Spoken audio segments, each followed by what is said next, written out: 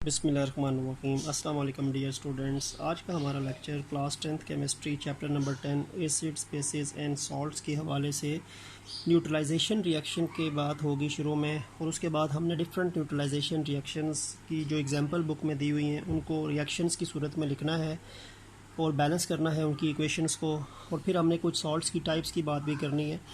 तो सबसे पहले देखिए, हमने कल बात की थी कि जो सॉल्ट्स होते हैं उनकी फॉर्मेशन के लिए एक रिएक्शन होता है जिसको हम न्यूट्रलाइजेशन रिएक्शन बोलते हैं। ठीक हो गया। और न्यूट्रलाइजेशन में कल हमने एग्जांपल पढ़ी थी, बल्कि न्यूट्रलाइजेशन में हमने ये बात ये की थी कि एसिड प्लस बेस जो हैं ये कंबाइन करेंगे तो आपके पास सॉल्ट प्लस वाटर जो है इसकी फॉर्मेशन जो है वो होती है या होगी, और इस रिएक्शन को हम न्यूट्रलाइजेशन रिएक्शन बोलते हैं। इसमें हमने कल एक एग्जांपल भी डिस्कस की थी। अगर आपके पास एसिड HCl है, बेस सोडियम हाइड्रोक्साइड है, तो फिर आपके पास एक प्रोडक्ट सॉल्ट बनेगा NaCl और एक सब्सटेंस जो है वो तो वाटर बनेगा। अब इस केमिकल के बनने में मैंने कल भी आपको बताया था कि ये सॉल्ट जो है ये तो आयनिक कंपाउंड है। इसमें एक आपके पास मेटल सब्सटेंस होता है और एक आपके पास नॉन मेटल होता है। ठीक है। और इसमें जो मेटल को कंट्रीब्यूट ये वाली चीज़ करती है, बेस करती है। बेस जो है इसने मेटल को कंट्रीब्यूट किया है, और जो नॉन मेटल है इसको कंट्रीब्यूट करने वाला जो है वो एसिड है। एसिड नॉन मेटल कंट्रीब्यूटर होता है, बेस जो है वो मेटल कंट्रीब्यूटर होता है। तो इस तरह ये Na और Cl मिलके एक सॉल्ट बनता है, और इस सॉल्ट इसीलिए हम कहते हैं सॉल्ट जो है वो मेटल नॉन मेटल की कम्बिनेशन से बनता है। तो सॉल्ट को हम इसीलिए कहते हैं कि ये आयनिक कंपाउंड होते हैं, क्योंकि आयनिक बॉन्ड के ज़रिए ये दो एलिमेंट्स इनमें कंबाइन करती हैं। मेटल और नॉन मेटल इनमें आयनिक बॉन्ड फॉर्मेशन होती है। तो अच्छा, एक तो आपके पास तो बन रहा सॉल्ट बना जिसमें से एक मेटालिक पार्ट बेस की तरफ से आया और एक नॉन मेटालिक पार्ट एसिड की तरफ से आया। दूसरा आपके पास जो है वो वाटर बनता है। वाटर के बनने में OH जो है बेस की तरफ से आता है, और ये जो H है ये एसिड की तरफ से आता है। तो बात है कि ये जो वाटर की फॉर्मेशन होती है, पानी भी तो बनता है ना, ये पानी भी तो बना हुआ है। ये पानी को अगर मैं यहाँ पे लिखता हूँ तो इस पानी के बनने में OH from the base side से आता है और H जो है वो एसिड साइड से आता है। तो वही बात है कि एसिड का H पॉजिटिव आयन और बेस का OH नेगेटिव आयन, तो ये वाटर फॉर्मेशन होती है। ठीक है। तो न्यूट्रलाइजेशन बेसिकली एसिड बेस के रिएक्शंस को बोलते हैं जिसमें सॉल्ट और वाटर बनता है, और सॉल्ट के अंदर मेटालिक पार्ट बेस से आता है, नॉन मेटालिक पार्ट एसिड से आता है, तो वो एक आयनिक कंपाउंड बनता है सॉल्ट। दूसरा जो वाटर बनता है, वाटर के बनने में OH पार्ट जो है वो बेस से आता है, H पार्ट एसिड से आता है, तो आपके पास वाटर बनता है। तो ये सब्सटेंसेस जो होते हैं वो न्यूट्रल होते हैं। अक्सर NaCl भी न्यूट्रल सॉल्ट है और वाटर भी न्यूट्रल होता है, तो इसीलिए इस प्रोसेस को न्यूट्रलाइजेशन बोलते हैं, क्योंकि ये न्यूट्रल सब्सटेंसेस की फॉर्मेशन है होती है इसमें। ठीक हो गया। अब ये टॉपिक तो हमने कल से रिलेटेड भी थोड़ा सा हमने उसको रिलेट किया है, और आज भी थोड़ा सा वाटर के बनने में OH नेगेटिव बेस और H पॉजिटिव एसिड के अंदर से आने की बात हुई है। अब आपकी बुक में पेज नंबर 35 पे ही कुछ एग्जांपल्स 10.4 है, और वो एग्जांपल 10.4 जो है, एग्जांपल 10.4 उसमें उसने दो न्यूट्रलाइजेशन रिएक्शंस की बात की है और कहा है कि आप उस रिएक्शन की इक्वेशन बनाएं और उसको बैलेंस करें। तो 10.4 एग्जांपल का जो पार्ट A है वो क्या है, या पार्ट 1 कह दे, 1 लिखा है बुक में तो मैं भी चले 1 ही लिख देता हूँ। अच्छा, अब ये क्या है, कह रहा है आपको कि आपके पास एक सब्सटेंस है जी, soda ash. Soda ash formula उसने दे दिया है Na2CO3, sodium carbonate, commonly known है सोडा ऐश। इसके यानी ये ग्लास के बनाने में यूज़ होता है, ग्लास इंडस्ट्री में यूज़ होता है। ये एक न्यूट्रलाइजेशन रिएक्शन की प्रोडक्ट है जिसमें एक एसिड और एक बेस रिएक्ट करते हैं, यानी एसिड और बेस के रिएक्शन से ये बनता है। तो ये न्यूट्रलाइजेशन रिएक्शन में होता है। जो एसिड इसको बनाने में यूज़ होता है वो H2CO3 है, और उसको हम कहते हैं कार्बोनिक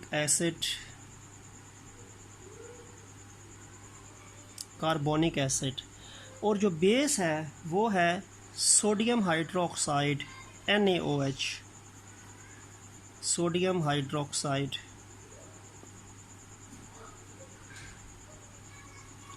तो अब क्वेश्चन क्या है? क्वेश्चन ये कह रहा है कि सोडा ऐश सोडियम कार्बोनेट जिसको हम कहते हैं, ठीक है, इसको केमिकली सोडियम कार्बोनेट कहते हैं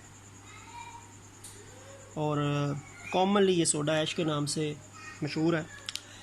इसके बनने में एक एसिड होता है कार्बोनिक एसिड जो एक बेस के साथ रिएक्ट करता है जिस बेस का नाम है सोडियम हाइड्रोक्साइड।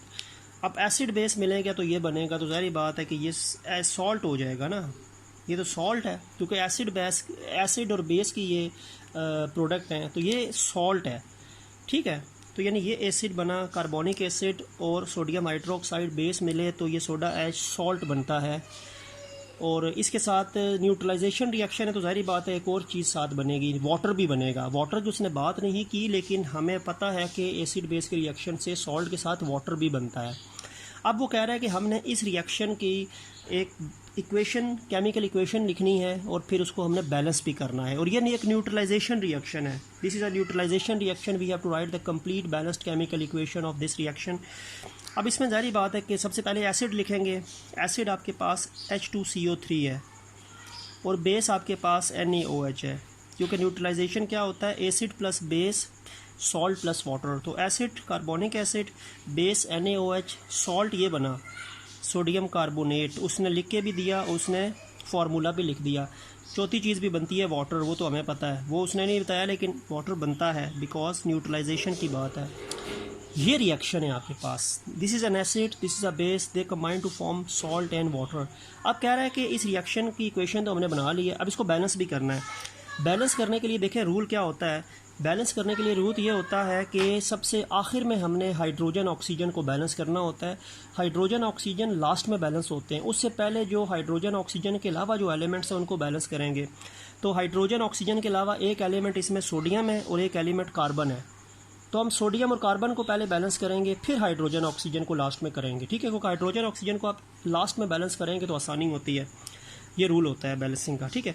अब सोडियम देखें, यहाँ पे सोडियम 1 एटम है, यहाँ पे सोडियम 2 एटम्स हैं, तो यहाँ पे सोडियम ज़्यादा है, यहाँ पे कम है, तो मुझे यहाँ पे 2 लगाना पड़ेगा। मैंने यहाँ पे 2 लगा दिया ताकि सोडियम बैलेंस हो जाए, ठीक है। अच्छा, अब कार्बन को देख लेते हैं। कार्बन यहाँ पे भी 1 है, यहाँ पे भी 1 है, कार्बन दोनों साइडों पे बैलेंस है। सोडियम अनबैलेंस था, वो मैंने कर लिया। अब हाइड्रोजन और ऑक्सीजन ही रह गया, तो पहले हाइड्रोजन को देख लेते हैं। 2 हाइड्रोजन ये हैं और ये H के साथ 2 लगा हुआ है। ये जो 2 है ना, ये सोडियम के साथ भी है, ऑक्सीजन के साथ भी है, हाइड्रोजन के साथ भी है। तो 2 हाइड्रोजन ये वाले और 2 हाइड्रोजन ये वाले, 4 हाइड्रोजन इस साइड पे हैं, यहाँ पे 2 हाइड्रोजन है, तो मैंने यहाँ पे 2 लगा लेना है। तो ये ताकि ये 2H2 जो है ये बन जाएगा 4 वाटर के मॉलिक्यूल्स, ठीक है। यानी ये मैं चले ये 2 लगा दिया, इस 2 के लगाने से 2 × 2 4 हाइड्रोजन भी हो जाएंगे, हाइड्रोजन भी 4 हो गए। अब ऑक्सीजन रह गया 3 ये हैं और O के साथ भी 2 है, 5 इस साइड पे 5 ऑक्सीजन है। यहाँ पे देखें 3 ये हो गए और ये ऑक्सीजन के साथ 2 लगा है तो 2 ये हो गए 5। तो ऑक्सीजन दोनों साइडों पे 5 है, हाइड्रोजन यहाँ पे 4 थे, यहाँ पे 2 थे तो 2 लगा लिया, सोडियम यहाँ पे 2 थे, यहाँ पे 1 था तो 2 लगा लिया, और कार्बन दोनों साइडों पे 1 थे। तो ये इक्वेशन आपके पास बनेगी। This is a final balanced neutralization reaction of H2CO3 and NaOH to form soda ash Na2CO3 and water. तो ये आपके पास ये आंसर बन जाएगा, ये इक्वेशन आपका पास इसका आंसर होगा, ठीक हो गया। इसी तरह अब हम इसका पार्ट 2 कर लेते हैं। यही आपके पास है एग्जाम्पल 10.4 ही है, इसका पार्ट 2।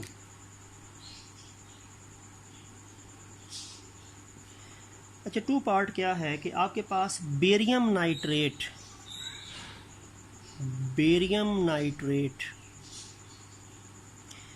BaNO3 होल ट्वाइस, ये एक कंपाउंड है। ये कंपाउंड लिखा है कि ये प्रोड्यूस यानी ये किस लिए यूज़ होता है, ये फायरवर्क्स में ग्रीन कलर देने में इस्तेमाल होता है। जब आतिशबाजी होती है तो उसमें डिफरेंट कलर्स होते हैं, तो उसमें जो फायरवर्क्स में ग्रीन कलर होता है that is because of barium nitrate, ठीक है। यानी बेरियम नाइट्रेट फायरवर्क्स में ग्रीन कलर कंट्रीब्यूटर के तौर पे यूज़ होता है। इसके बनने में भी एक एसिड और इसके बनने में एक बेस यूज़ होती हैं। इसके बनने में भी एक एसिड और बेस की इन्वॉल्वमेंट है। तो इसका मतलब है कि ज़ाहिर बात है कि ये फिर न्यूट्रलाइजेशन की बात है। एसिड इसके बनने में जो है वो नाइट्रिक एसिड है, HNO3 nitric acid. Nitric acid plus reaction होगा बेरियम हाइड्रोक्साइड BaOH की पावर 2।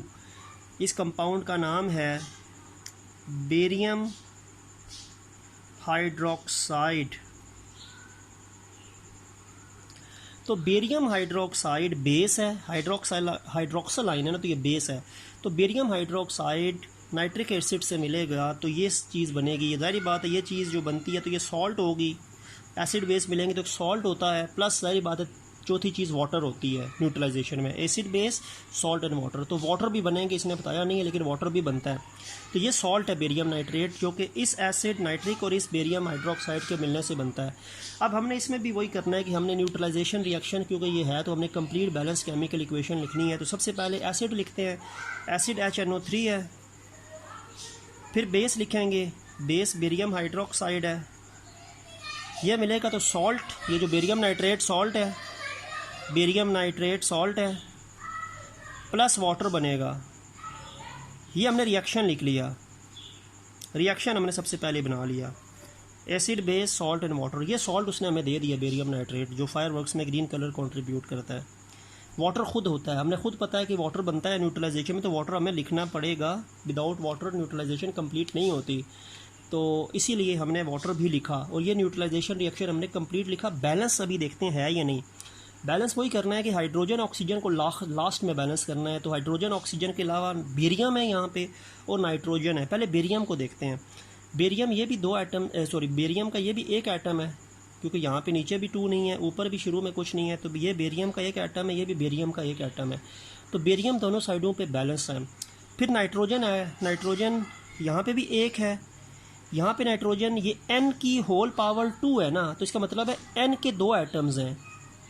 तो यहाँ पे नाइट्रोजन 2 हैं, ये क्योंकि N की होल पावर 2 है, यहाँ पे नाइट्रोजन 1 है, तो हमें बैलेंस करने के लिए यहाँ पे 2 लगाना पड़ेगा। अब नाइट्रोजन बैलेंस हो गया, बेरियम ऑलरेडी बैलेंस था। अब देखते हैं जी हाइड्रोजन को। लास्ट में हाइड्रोजन ऑक्सीजन की बात होती है। हाइड्रोजन देखें 2 और H की पावर 2 है ना, होल बेस में 2 है। 2 हाइड्रोजन ये वाले और 2 ये वाले, 4। यहाँ पे कितने हैं? 2 हैं, तो यहाँ पे 2 लगा लूँगा, 4 हो गए। हाइड्रोजन भी 4 हो गए। लास्ट में ऑक्सीजन जो रह गई, ऑक्सीजन 3 एटम लेकिन 3 × 2, ये 2 3 से मल्टीप्लाई होगा, तो 3 2 = 6 और O के साथ यहाँ पे भी 2 है, तो 2 ये हैं। 6 ऑक्सीजन ये वाले हैं और 2 ऑक्सीजन ये वाले, 6 2 8 ऑक्सीजन यहाँ पे हैं। यहाँ पे देखें O 3 × 2, 3 × 2 6, 6 ऑक्सीजन ये, और ये O के साथ भी 2 लगा हुआ है ना, ये 2 O के साथ भी है, तो 6 ऑक्सीजन ये हैं और 2 ये हैं, 8 यहाँ पे। तो ऑक्सीजन दोनों साइडों पे 8 हैं। हाइड्रोजन यहाँ पे कम, यहाँ पे जो थे वो ज़्यादा थे, यहाँ पे कम थे, तो 2 लगा लिया। और बेरियम ऑलरेडी बैलेंस था, नाइट्रोजन यहाँ पे 2 थे, तो यहाँ पे मैंने 2 लगा लिया। तो ये यहाँ पे 2 और इधर 2 लगाने से ये रिएक्शन आपका कंप्लीट और बैलेंस हो जाएगा। तो ये भी आपके पास एक सेकेंड रिएक्शन है न्यूट्रलाइजेशन का, जिसको हमने लिखना है और बैलेंस करना है, फार्मूले लिखने हैं जैसे कि हमें गिवन है। ठीक हो गया। इसके बाद आपने आना है, एक टॉपिक है आपका, वो टॉपिक पेज नंबर 37 पे है आपकी बुक के, और वो एक सेल्फ असेसमेंट है। Self assessment number 10.5। इसके फर्स्ट पार्ट जो है, फर्स्ट पार्ट ये है कि आपके पास एक हाइड्रोक्साइड है, मैग्नीशियम हाइड्रोक्साइड। इसकी बात पहले भी हुई थी, इसको हम मिल्क ऑफ मैग्नीशिया बोलते हैं, और ये स्टोमिक एसिडिटी को कम करता है। इज़ एंट एसिड के तौर पे यूज़ होता है, एंट एसिड के तौर पे यूज़ होता है, और ये स्टोमिक एसिड को कम करता है। तो स्टोमिक में कौन सा एसिड होता है? HCl। HCl स्टोमिक एसिड है। जब स्टोमिक एसिडिटी बढ़ती है तो स्टोमिक का HCl बढ़ता है, उसको न्यूट्रलाइज़ करने के लिए ये मैग्नीशियम हाइड्रोक्साइड यूज़ होता है। यानी अगर आपने एसिड के इफेक्ट को कम करना है तो आपको बेस यूज़ करनी पड़ेगी, और बेस अगर ज़्यादा है तो आपको एसिड यूज़ करना पड़ेगा, क्योंकि आपने न्यूट्रलाइज़ करना है ना, आपने एसिड बेस को न्यूट्रल में कन्वर्ट करना है। तो एसिडिटी को कंट्रोल करने, क्योंकि स्टोमिक में ये वाला एसिड जब बढ़ता है तो आप ये मेडिसिन यूज़ करते हो मिल्क ऑफ मैग्नीशिया जिसमें होती है। तो इस स्टोमिक एसिडिटी को कम करने के लिए मैग्नीशियम हाइड्रोक्साइड्स को एंट एसिड के तौर पे यूज़ किया जाता है। ठीक है, अब क्या रहा है कि ये मेडिसिन इस HCl स्टोमिक एसिड को न्यूट्रलाइज़ करती है। तो आपने मुकम्मल एक रिएक्शन बताएं कि ये रिएक्शन क्या होगा। सारी बात है, एसिड आपके पास क्या है, HCl एसिड है, बेस क्या है, मैग्नीशियम हाइड्रोक्साइड बेस है, हाइड्रोक्सल आयन जो होते हैं वो बेस होते हैं, और ये HCl जो एसिड है। एक सॉल्ट बनेगा, एक वाटर बनेगा। सॉल्ट हमें गिवन नहीं है, सॉल्ट हमने खुद लिखना है इस दफ़ा। सॉल्ट मैग्नीशियम क्लोराइड है, सॉल्ट बनेगा MgCl2, magnesium chloride. Magnesium chloride एक सॉल्ट है, ठीक है, मैग्नीशियम क्लोराइड MgCl2। अच्छा, Cl के साथ मैंने 2 इसलिए डाला है क्योंकि मैग्नीशियम की 2 वैलेंसी है, क्लोरीन की -1 है। तो आपको पता होना चाहिए कि मैग्नीशियम +2 हैं, Cl -1 है, तो अब कैंसिल नहीं हो सकती चीज़ें। तो ये चीज़ें जो हैं ये हो जाती हैं, इंटरचेंज हो जाती हैं। तो ये MgCl2 बचेगा, ठीक है, क्योंकि +2 -2 तो कैंसिल हो जाती है, वो MgCl बन जाता है। लेकिन जब वैलेंसीज ऑपोजिट वैलेंसीज जो होती हैं ऑपोजिट साइन के साथ वो इक्वल नहीं होती तो वो क्रॉस हो जाती है, तो ये MgCl2 बनता है। तो मैग्नीशियम क्लोराइड बनेगा, MgCl2 मैग्नीशियम क्लोराइड का फार्मूला है, क्योंकि मैग्नीशियम +2 से बिलोंग करता है और Cl -1 था। दूसरा तो वाटर ही बनता है। ये मैंने रिएक्शन तो लिख लिया, यानी ये रिएक्शन मैंने बना लिया। HCl मिला मैग्नीशियम हाइड्रोक्साइड से तो मैग्नीशियम क्लोराइड बनेगा, एक सॉल्ट, ये सॉल्ट है और ये वाटर है, ये एसिड है, ये बेस है, ये सॉल्ट है, ये वाटर है। बैलेंस कर लेते हैं इसको, ठीक है। अब देखें, मैग्नीशियम और क्लोरीन को पहले बैलेंस करते हैं, हाइड्रोजन ऑक्सीजन को लास्ट में। मैग्नीशियम यहाँ पे भी 1 है, यहाँ पे भी 1 है, क्लोरीन यहाँ पे 2 हैं, यहाँ पे 1 है, तो यहाँ पे मैं 2 लगा दूँ तो क्लोरीन बैलेंस हो जाएगी। अब हाइड्रोजन ऑक्सीजन रहेगी, हाइड्रोजन 2 ये H के साथ 2 है और 2 ये 4, यहाँ पे 2 है तो 2 यहाँ पे लगा दें, बैलेंस हो गए। लास्ट में ऑक्सीजन है, O2 है, O के साथ 2 लगा है, यहाँ पे भी ये 2O के साथ लगा हुआ है, तो ऑक्सीजन 2 ही है। तो ये आपके पास रिएक्शन जो है ये बैलेंस हो गया। This is balanced chemical equation of self assessment number 1। Self assessment number 2 कर लेते हैं। 10.5 का सेकंड पार्ट कर लेते हैं। इसमें क्या है कि आपके पास एक हाइड्रोक्लोरिक एसिड है, ये मिलता है पोटेशियम हाइड्रोक्साइड से, ठीक है। तो बनता है, यानी ये जो बात कर रहा है, तो बनता है पोटेशियम क्लोराइड। पोटेशियम क्लोराइड यानी ये थ्योरी है, यानी हाइड्रोक्लोरिक एसिड मिला पोटेशियम हाइड्रोक्साइड से तो पोटेशियम क्लोराइड बना। जाहिर बात है ये सॉल्ट होगा, एसिड बेस के मिलने से बन रहा है, प्लस वाटर भी बनेगा। हमने इसका रिएक्शन का कंप्लीट बैलेंस केमिकल इक्वेशन लिखनी है। सबसे पहले एसिड लिखें, फिर बेस लिखें, सॉल्ट पोटेशियम क्लोराइड का फार्मूला होता है KCl, और वाटर भी बनेगा। ये रिएक्शन होगा, HCl एसिड, KOH बेस, कि पोटेशियम क्लोराइड सॉल्ट, और पोटेशियम क्लोराइड क्योंकि K+1 होता है, Cl -1, तो ये कैंसिल हो जाएगा, फार्मूला KCl बनेगा, ठीक है। +1 -1 कैंसिल हो जाएगा, KCl बनेगा। तो इसीलिए 2 मैंने नहीं लगाया, KCl2 नहीं लगाया, जैसे MgCl2 लगाया था पहले, और साथ वाटर H2O। अब ये रिएक्शन जो है देखते हैं बैलेंस है, C और H और O को आखिर में करेंगे। पहले पोटेशियम 1 है, पोटेशियम 1 है, क्लोरीन 1 है, क्लोरीन 1 है, हाइड्रोजन 1 है, हाइड्रोजन 2 है, यानी सॉरी हाइड्रोजन 1 ये है और 1 ये है, हाइड्रोजन 2 है, 1 और 1 2, तो यहाँ पे भी 2 हाइड्रोजन है। ऑक्सीजन 1 है, ऑक्सीजन 1 है, तो ये रिएक्शन ऑलरेडी बैलेंस है। KCl K1 K1, Cl1 Cl1, hydrogen 1 + 1 2, यहाँ पे ऑलरेडी 2, ऑक्सीजन 1 ऑक्सीजन 1, तो ये रिएक्शन ऑलरेडी बैलेंस हो गया। तो ये सेल्फ असेसमेंट 10.5 के 2 का जो है ये आंसर बन जाएगा। आपके पास एक कंप्लीट बैलेंस्ड केमिकल रिएक्शन का हमने मेंशन कर दिया, ठीक है। तो इस लेक्चर में हम यहीं तक रहते हैं। इसका एक पार्ट 10.5 असेसमेंट का 3 रह गया, उसको और बाकी रिमेनिंग टॉपिक को हम इंशाल्लाह नेक्स्ट लेक्चर नेक्स्ट वीडियो में आपके सामने पेश करेंगे। उम्मीद है आपको अंडरस्टैंडिंग होगी बेटर। तो नेक्स्ट लेक्चर तक के लिए अल्लाह हाफिज़।